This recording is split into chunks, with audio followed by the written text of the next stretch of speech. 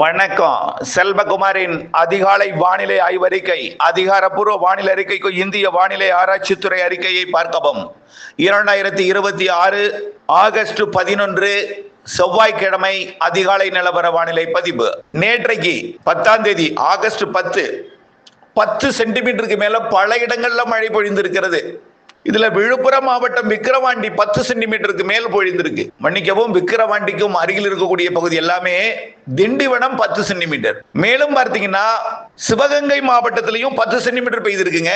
சிவகங்கை மாவட்டமும் கிடைக்கப்பட்டதை மட்டும் முதல்ல பார்ப்போம். விழுப்புரம் முழுமையா கிடைக்கலைன்னா கிடைக்கப்பட்ட மழை தகவலை மட்டும் முதல்ல பார்ப்போம். செங்கல்பட்டு மாவட்டத்தில் அதிகபட்சமாக திருப்போரூர் 11 மில்லிமீட்டர் பெய்திருக்கிறது. கேளம்பாக்கம் 10 மில்லிமீட்டர். சரி, அடுத்தது சென்னையில பார்த்தீங்கன்னா பள்ளிக்கரணை 52 மில்லிமீட்டர், 5 சென்டிமீட்டருக்கு மேல பெய்திருக்கு. சோழிங்கநல்லூர் 42 மில்லிமீட்டர், 4 சென்டிமீட்டர் மேலே. ஒக்கியம் துறைப்பாக்கம் 41 மில்லிமீட்டர். மேலும் மடிப்பாக்கம் 39 மில்லிமீட்டர். நாராயணபுரம் ஏரி 36 millimetre. Alandur 35 millimetre. Injambakkam 34 millimetre. Kannagi Nagar 34 millimetre.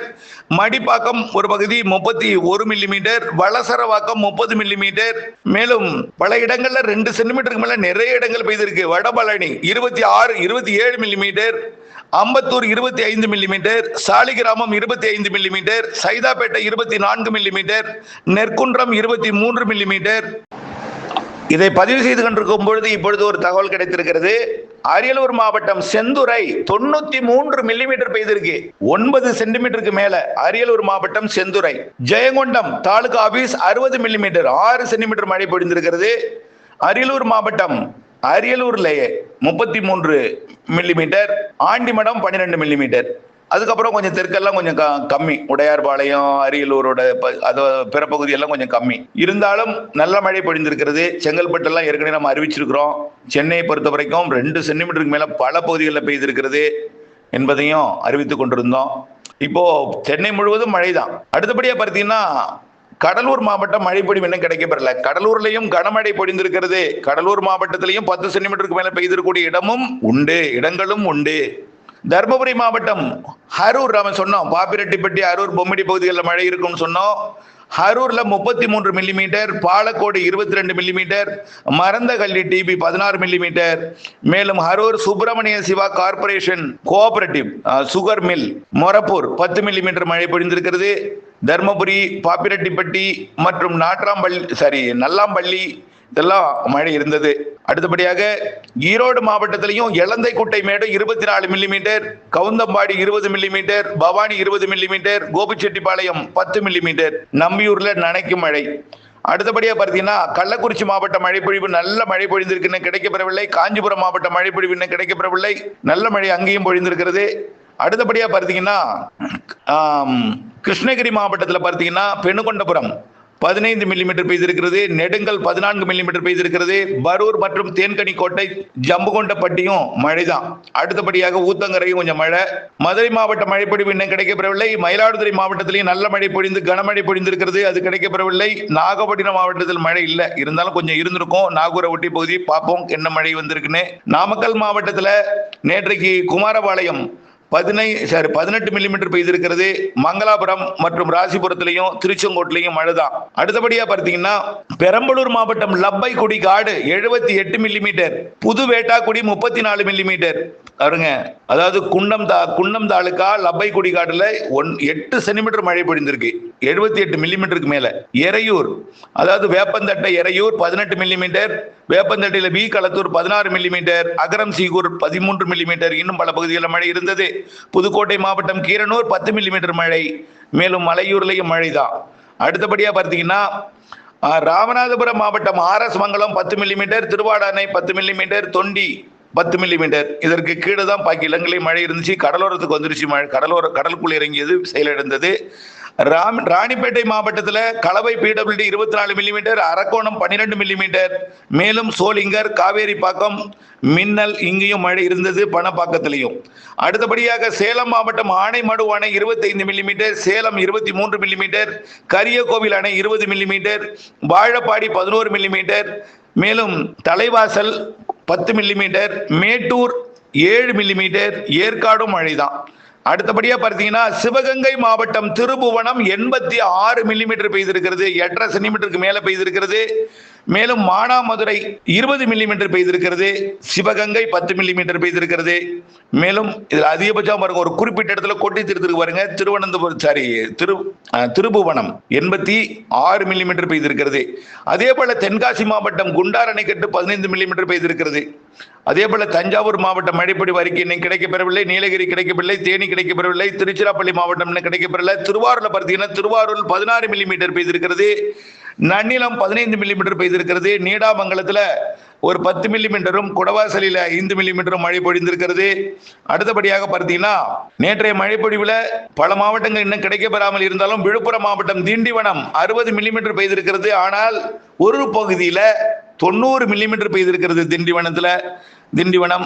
மேலும் நீமூர் 58 millimetre, Valavanur 52 millimetre, Kanjanur 50 millimetre, Koliyanur 46 millimetre, Mugaiyur 43 millimetre, மேலும் ஆனந்தபுரம் 39 மில்லிமீட்டர், முண்டியம்பாக்கம் 32 மில்லிமீட்டர், வல்லம் அதாவது செஞ்சி அருகே இருக்கக்கூடிய செஞ்சி தாலுகா வல்லம் 30 மில்லிமீட்டர், மேலும் வேல்மலையனூர் வளத்தை 30 மில்லிமீட்டர், விழுப்புரம் தலைநகர் பகுதி 25 மில்லிமீட்டர், விக்கிரவாண்டி அதாவது Surapattu 25 millimetre, Senji 16 millimetre, Semmedu 15 millimetre, Vanur 12 millimetre, Thiruvennainallur 10 millimetre, Kadar 10 millimetre. இன்னும் நிறைய மழைப்பொழிவு இருக்கிறது இந்த மாவட்டங்கள்ல.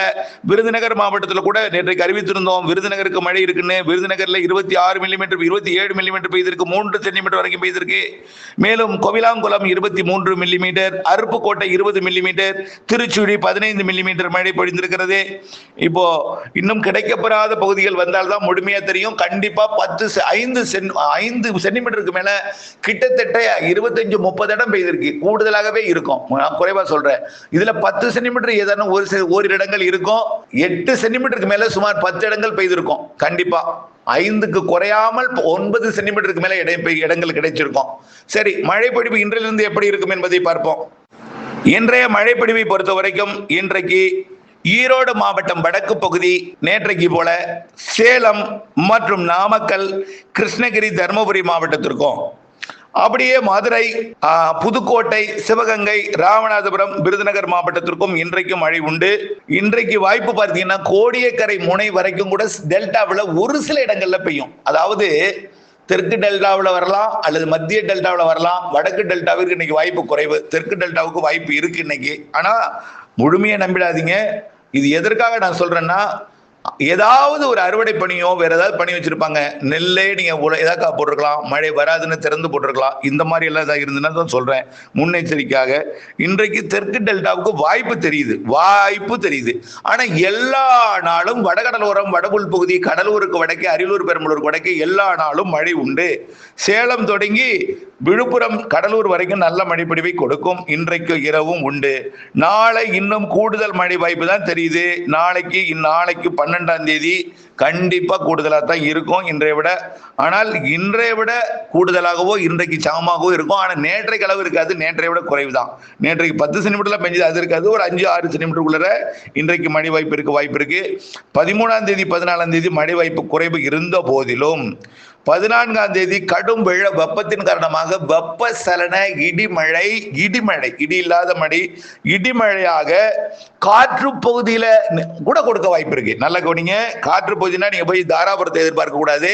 கொஞ்சம் தள்ளி கரூர் மாவட்ட பகுதி, திண்டுக்கல் மாவட்டத்தில் ஏதாவது ஓரிரு இடங்கள், அதாவது எங்கன்னா கிழக்கு பகுதி பார்க்கலாம். அதாவது வேடசந்தூர், அதனை ஒட்டி உள்ள அந்த திருச்சி மாவட்டத்தை ஒட்டிய திண்டுக்கல் மாவட்ட பகுதிக்கும், கரூர் மாவட்டத்தில் காவிரி கரையோர பகுதிக்கும், ஈரோடு மாவட்டத்தோட மொடக்குறிச்சி உள்ளிட்ட தெற்கு பகுதிக்கும் 14ஆம் தேதி வெப்பசலனத்துடன், அதாவது காற்று ரொம்ப தென்மேற்கு பருவமழை அப்படியே குறைஞ்சி புழுக்கம் அதிகரிச்சு வெயில் கொஞ்சம் வெயில் கூடும்னு சொன்னேன். 12ஆம் தேதியிலிருந்து 5 நாள் நல்ல வெயில் அடிக்கும்னு சொல்லியிருக்கோம்.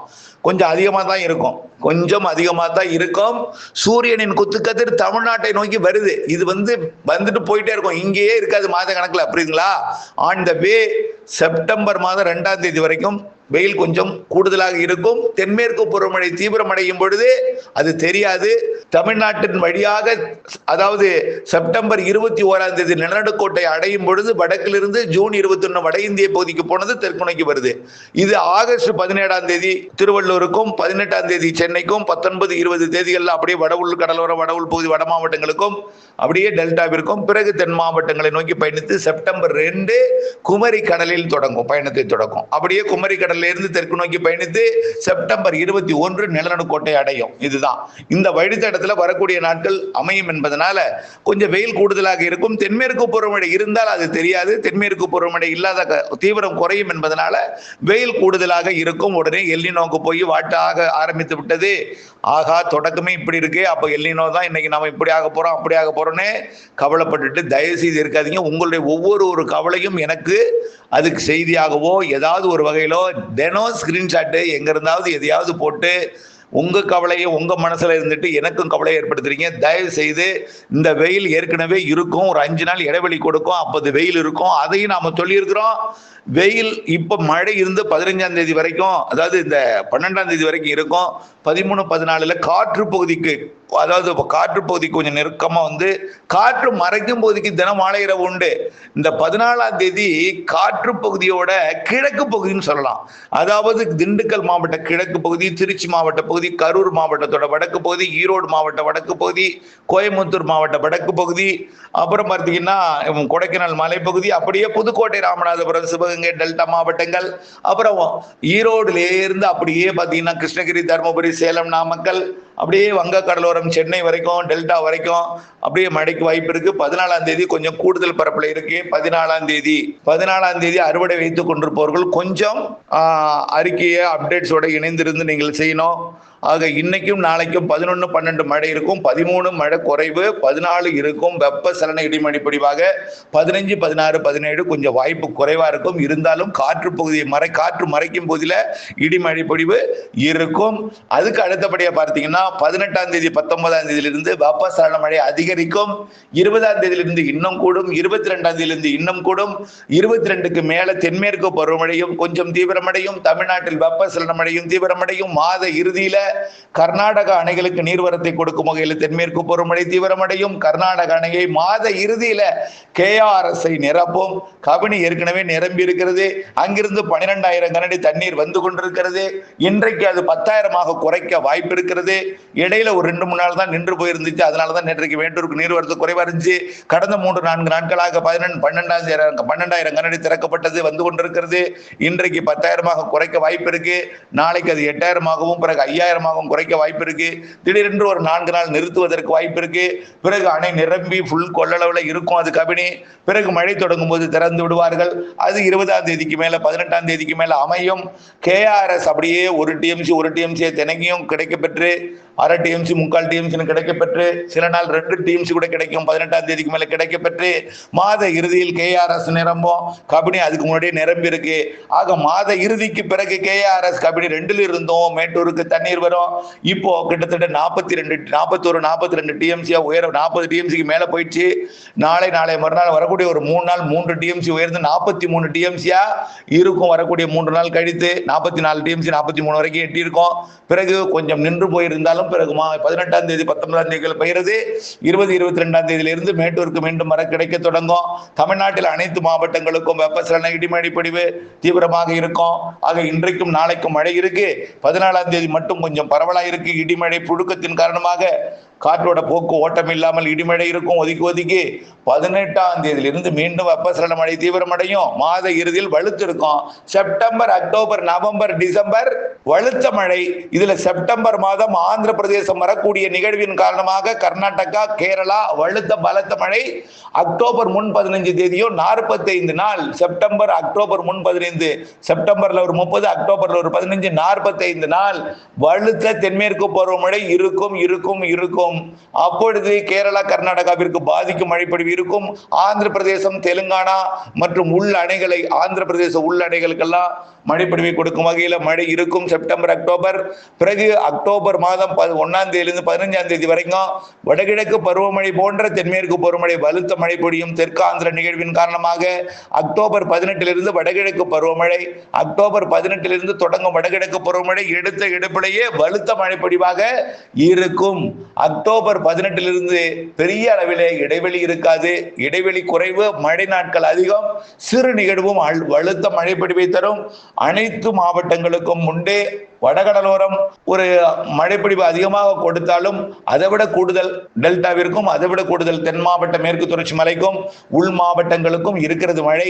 குறிப்பாக ஒட்டுமொத்த கடலோர மாவட்டங்களுக்கும் தென் மாவட்டங்களுக்கும் அதிக மழை வடகிழக்கு பருவமழை என்பதையும், அதற்கு முன் செப்டம்பர் அக்டோபர் தென்மேற்கு பருவமழை இறுதி கட்டத்தில் பற்றாக்குறையெல்லாம் சேர்த்து பொழிந்து வறட்சி என்ற நிலையெல்லாம் முற்றிலுமாக மாற்றிவிடும். நாம் பொறுக்க வேண்டிய காலம் வரக்கூடிய ஒரு வாரத்திற்கு கொஞ்சம் வெயில் அதிகமாக இருந்தாலும் மழை, மாலை இரவு இடிமழை இருக்கும். அதற்கு பிறகு மழை தொடங்கும், படிப்படியாக வெயில் விலகும், பிறகு மழையாக மாறும். இருந்தாலும் செப்டம்பர் வெயிலுக்கு பின் மழை, செப்டம்பர் இறுதியில் வளிமண்டல சுழற்சியோடு இணைந்த மழை, அக்டோபர் வடகிழக்கு பருவமழை போன்ற மழை. அக்டோபர் 18 முதல் வடகிழக்கு பருவமழை. இணைந்திருங்கள் அப்டேட்ஸுடன். காரணம், அறுவடை நாட்களிலே மழை இடையூறு கொடுக்கும். நேற்றைய மழை கூட மயிலாடுதுறை மாவட்டத்தில் இடையூறு கொடுத்திருக்கு.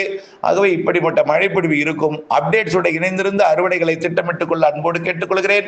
வடகிழக்கு பருவமழை கால மழைப்பொழிவையும் தென்மேற்கு பருவமழை கால பிந்தைய மழைப்பொழிவையும் சேமிப்பதற்கு பண்ணைக்குட்டை அமைப்போம். பண்ணைக்குட்டைகளை ஆழப்படுத்துவோம், அகலப்படுத்துவோம்.